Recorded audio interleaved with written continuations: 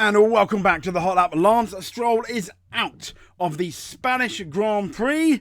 Well, have a chat why. Also, qualifying. Didn't McLaren do well? I thought they had flexi wings. I thought they were going to be slow. Apparently not.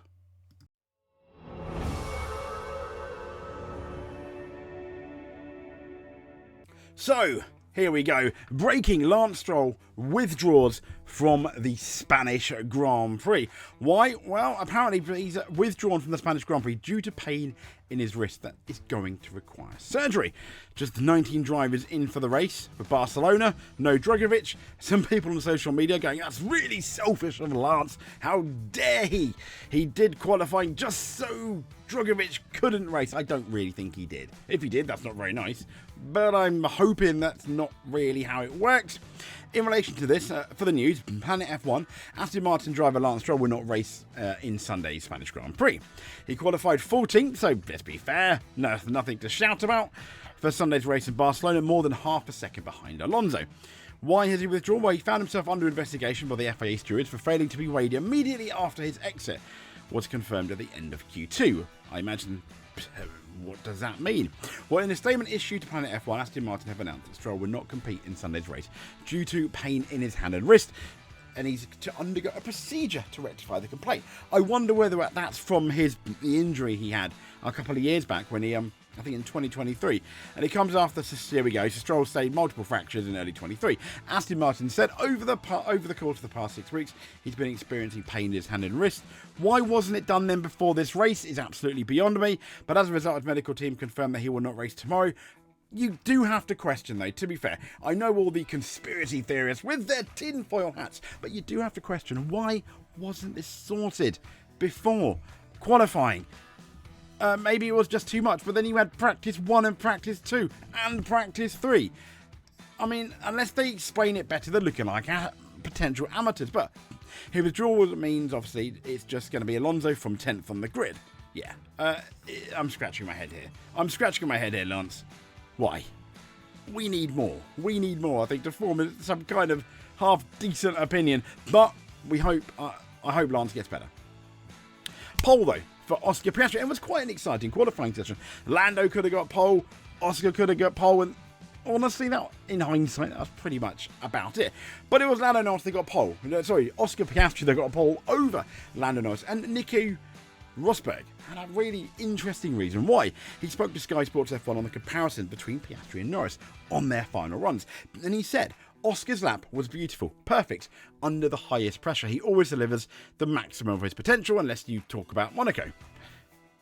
That's when Lando did. But Lando, he said, Lando's lap from turn 1 onwards, he overdid it. He went wide, went off the line, got extra snaps. That resulted in 2 snaps down. Pole position was in the head today, he said. Unfortunately, we see over and over again from Lando, when the pressure is highest, we see those little mistakes creeping in. Yes, but I think that's unfair because the pressure was ultimately so high in Monaco, and he did it. So we know Lando can do it. On the day, though, Oscar was the better driver. So I kind of agree and disagree with Rosberg. But here is the grid. So we've got Oscar Piastri in pole, Lando Norris 2nd, Verstappen 3rd, Russell 4th, Hamilton 5th, nice. 6th, Antonelli, 7th, Leclerc, 8th, Gasly, nice. Hadjar 9th, nice. 10th, Alonso, well done on him. Albon just outside the top 10. Then we had Bortoletto, really good, solid for Bortoletto. 13th for Liam Lawson, 14th for Stroll, 15th for Behrman, 16th for Hulkenberg, 17th for Ocon. Haas really are struggling. 18th for Sainz, 19th for Colapinto. Let's not talk about Perez version 2, otherwise known as Yuki Tsunoda. Okay, let's talk about Yuki Tsunoda, shall we? Here you go. Liam Lawson is currently out-qualifying Yuki Tsunoda since they swapped places at Red Bull. Okay.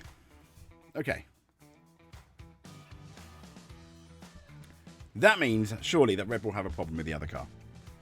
We now have Sergio Perez. We now have Liam Lawson. We now have Yuki Tsunoda that can't get on with that second car. And although I will quite happily say Max is better than all those drivers, he's not that much better when you look at the gaps between us. Something very funny is going on, and I don't really understand. Yes, I think we can pretty much conclude that Max that car is centered around Max Verstappen, very similar to Michael Schumacher at both Benetton and Ferrari. If you remember, Johnny Herbert even said, I was just there to drive the other car in 95.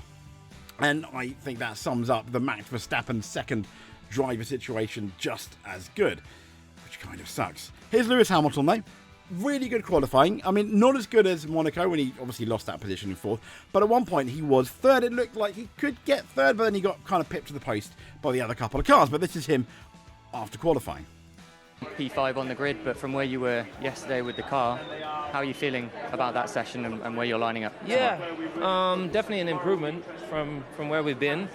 Definitely I mean, he says an improvement, and it is an improvement in terms of their position. But when you look at the fact that there's still a fair chunk behind the McLarens, it's about the same. improvement from I would say from my qualifying side. Yes, agreed. So I'm relatively happy with it. We're not P3. No. We're definitely not where we wanted to be. Were you able to make some positive changes to the car over the night? No, he's talking about overnight because Lewis Hamilton in P1 and P2, even though he looked okay in times, he was not happy with the car at all. And in qualifying, funny enough, that was the most comfortable he'd looked all weekend. You know, feeling a little bit better in terms of setup and feel. Yeah, I think the car is moving in.